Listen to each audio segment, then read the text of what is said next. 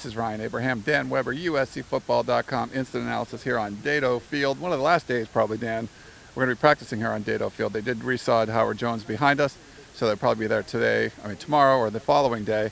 Lane Kiffin said today's practice was a lot like yesterday's, a little bit shorter because we had that tour of the McKay Center, and there's going to be some boosters going through the McKay Center tonight, so they kind of rushed everyone off the field, but he thought the offense got in pretty good rhythm today.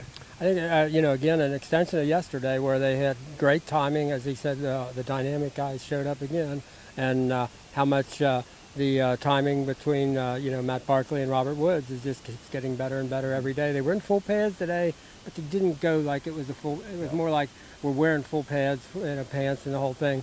But it looked much like yesterday's practice in shorts and shoulder pads. But, you realize how much, when these guys are timed up, they're, Nickel Roby had one great interception on a deep ball, but this is it's a good matchup. And I thought they felt very good about a second straight day on offense.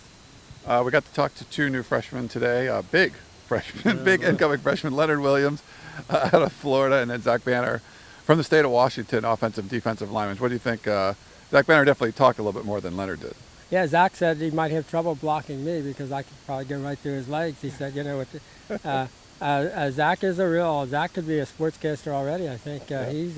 He loves it, talking about it. Said he thought they'd be good in basketball, but didn't want to have more basketball questions. And said basically he loves it playing on the right side. It's a whole lot faster game. He had a piece of information, though, that I think he needs to give to Coach Kiffin and Coach Orgeron, that he's playing against the best defensive line in the country. Wow. Okay. And send them a text message about that because they would be very interested in knowing that. But, and then Leonard Williams, he came here, he said, because he wanted to play for great coaches on a great team that needed a defensive lineman, and he's convinced that, everything is right.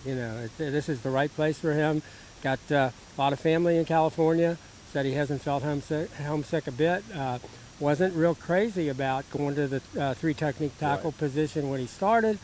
Now he kind of likes it because I think he really gets to understand, I can play this position. I've got some advantages with speed and what have you. And I'm learning how to do it, and George Yuko's helping him a lot.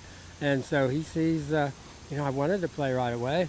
He's on the #1 team in the country, and he may get to play right away. And he's getting used in goal line and lots of other situations as well as kind of in a three-man rotation at tackle. So he seems really, really happy. It's interesting to see, a kid from Florida who says, I'm not even homesick a little bit. Yeah.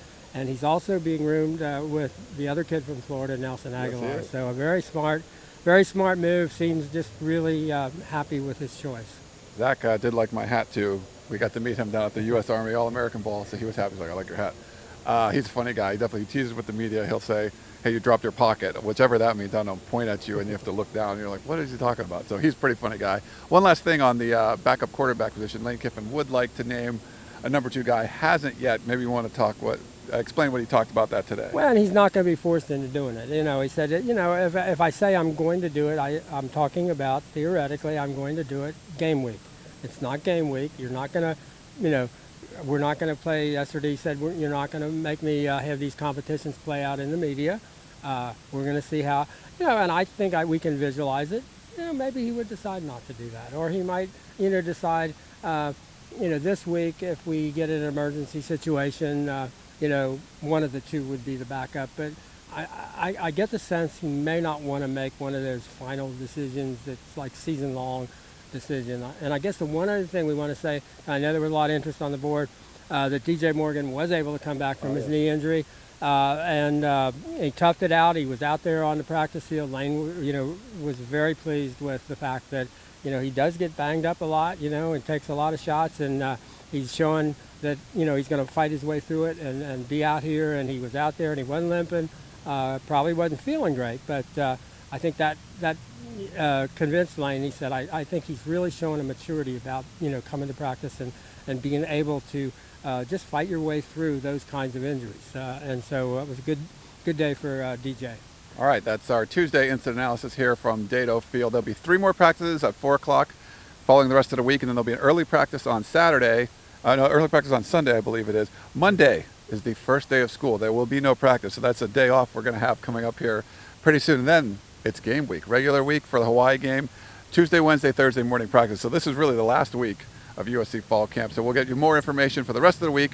For Dan Weber, this is Ryan Abraham, USCFootball.com Instant Analysis.